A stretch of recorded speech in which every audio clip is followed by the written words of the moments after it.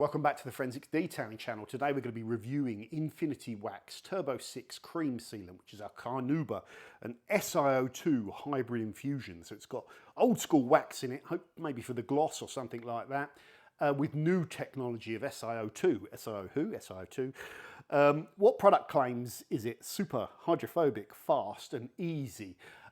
Let's just read the product blurb. Turbo 6 is an all-in-one.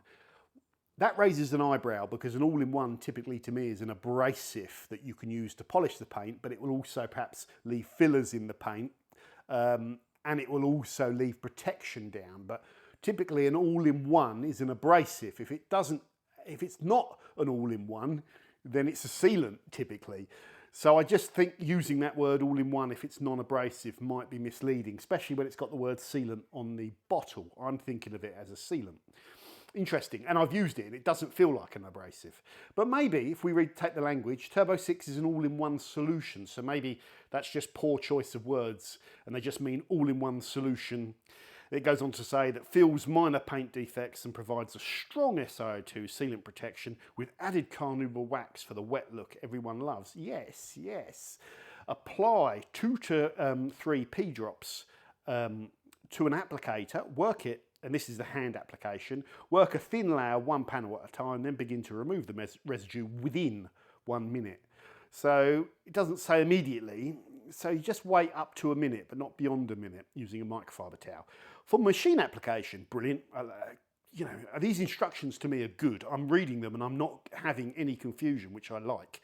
For machine application, apply 3 to 4 pea-size drops to a soft polishing pad, spread it on a low speed, and again, remove the residue within 1 minute. Well, within 1 minute. You could have put using a microfiber towel. That'd be repetition. No, those instructions are absolutely fine. I have no ambiguity, no real questions there.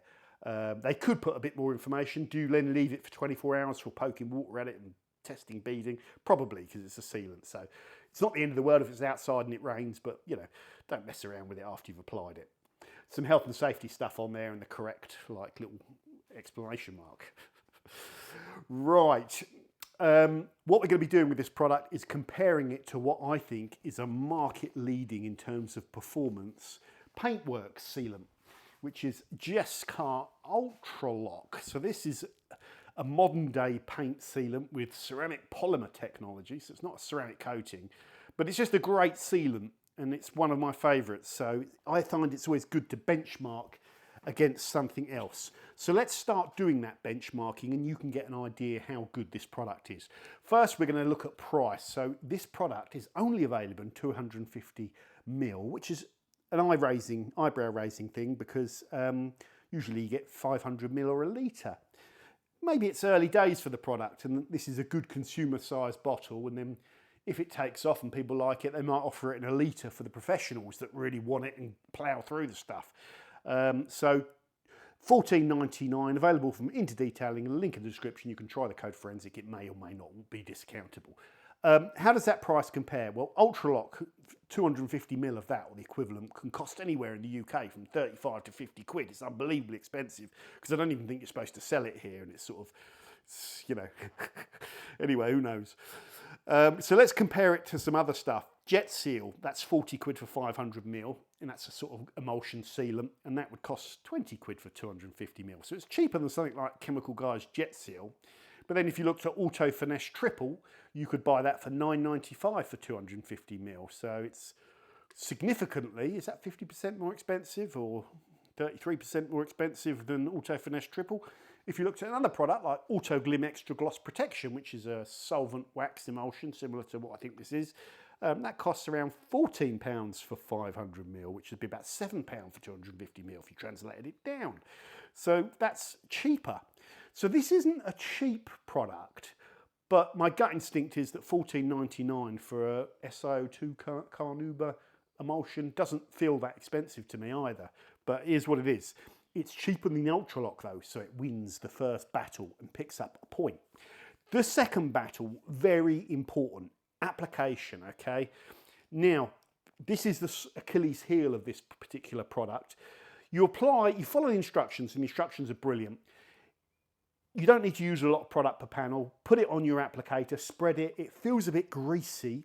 It feels a bit waxy. It feels exactly like a solvent emulsion that's got quite a lot of an oily feel to it, but a little bit of that waxy drag. That isn't a problem. The problem is the buff on this product.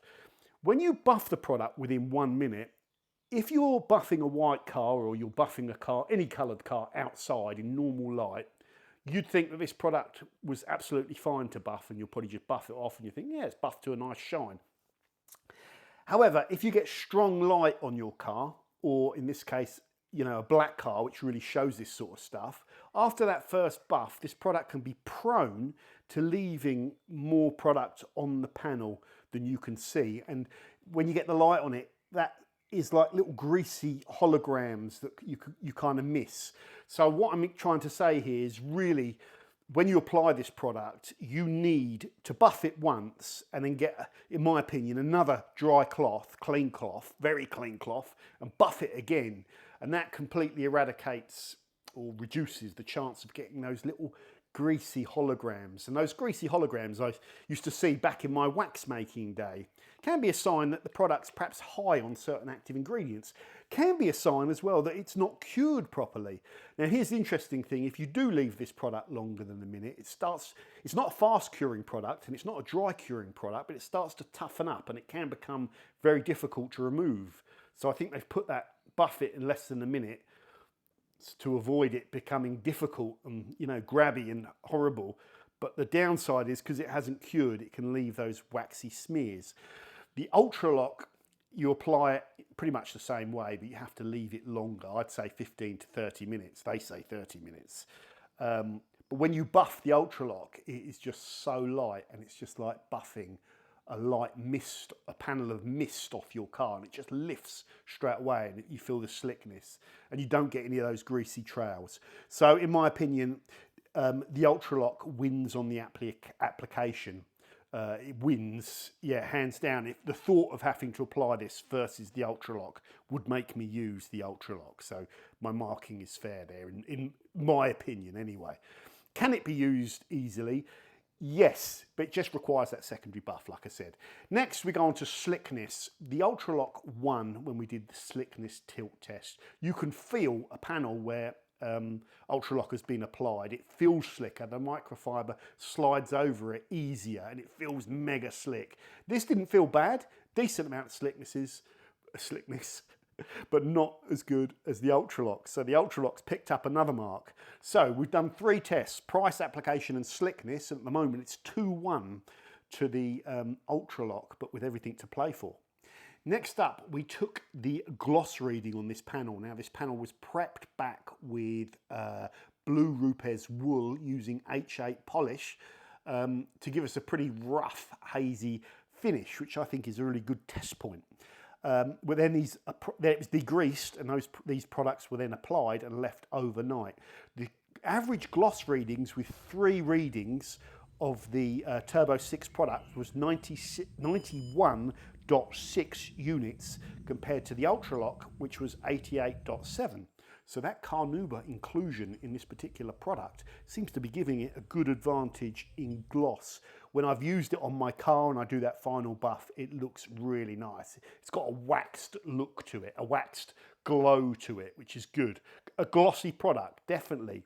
Does it say that? It doesn't really claim too much, but it just says added carnauba for the wet look everyone loves. On those product claims, they should put glossy, because that's impressive. So we're even now with that winning the gloss test. It's now 2 marks apiece. Next, we're going to go over to the filling. Now, this product says that it does fill minor paint defects. Now, the control panel, the test panel we had, I left a control there. The haze reading on the control that has no product is 8.1 units of haze. So the higher the reading, the more haze it's got. The lower the reading, down to 0, you've got no haze. So 0 is ideal. After applying these products and leaving them and buffing them and leaving them, the Turbo 6 had an average haze reading of 4.0, so it's reduced around 4 units of haze. So it has had a good effect on filling. Not prolific, that the panel looks perfect, still swirly in that, but it's improved the panel by 4 units.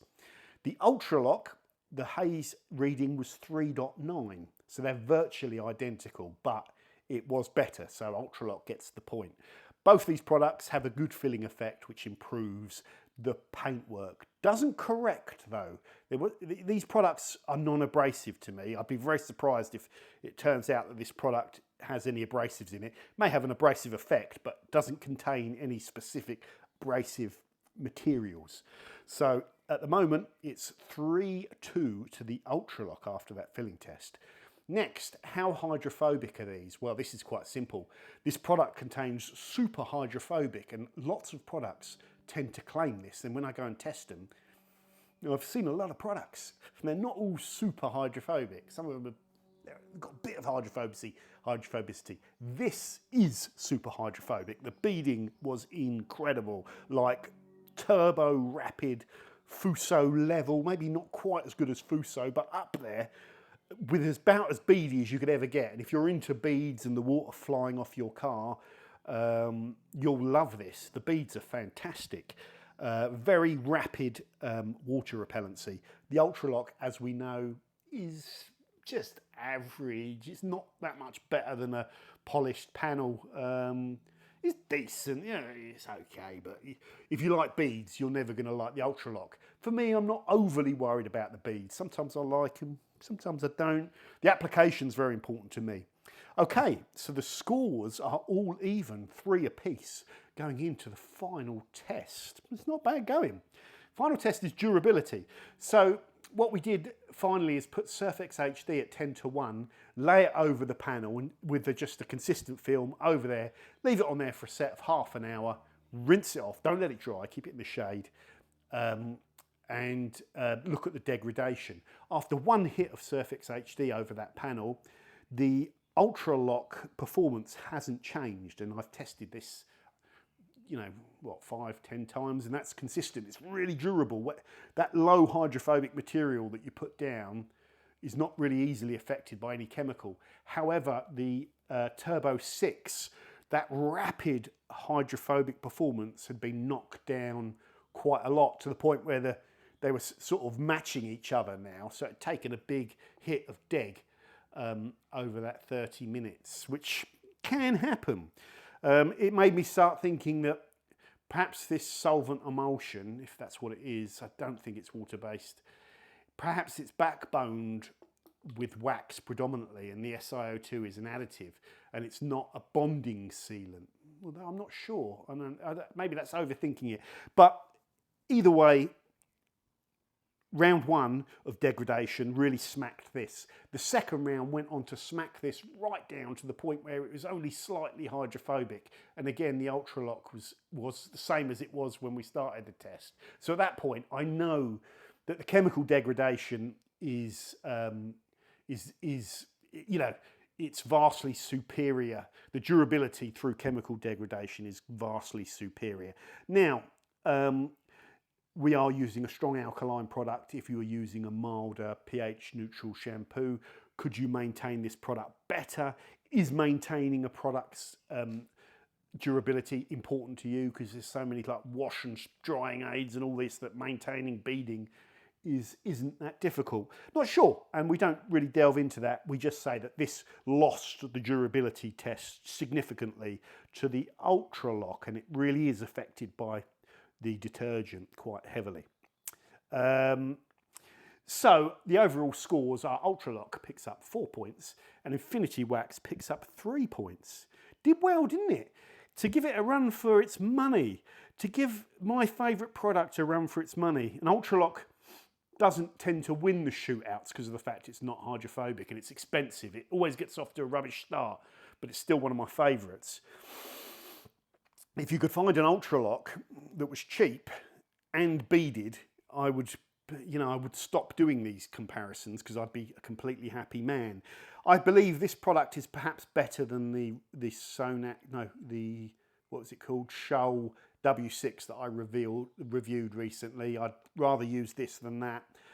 But I think I would probably rather use something like Auto Glim Extra Gloss Protection because of the buff, and it's a lot more affordable. Let's just go through the positives then. I think this product is rich in active ingredients. I really do. I think it's loaded. You know, you take Auto Glim Extra Gloss Protection, it feels like a bottle of solvent. You shake it all up. Whereas this, it doesn't feel like, it feels like a really concentrated emulsion. And maybe that's part of the problem, that it needs a little bit more solvent and the carrier needs to be a little bit more clever, and you need to get a bit more of a cure on it. Maybe it's trying to be too potent. Bit of an oily feel when you're spreading it, that's okay. A little bit of waxy drag on the application. The buff can be problematic in terms, not of grippiness for me, because I stayed within that 1 minute of removing, but in terms of that oily smeariness and leaving oily holograms. That I've seen before, and that's something that would be a bit of a problem for me. It's the biggest problem with this product. If that could be solved, then you've got and you get that sweet application, then you're almost there with this. You just got to try and solve that chemical resistance, and then you're nearly there.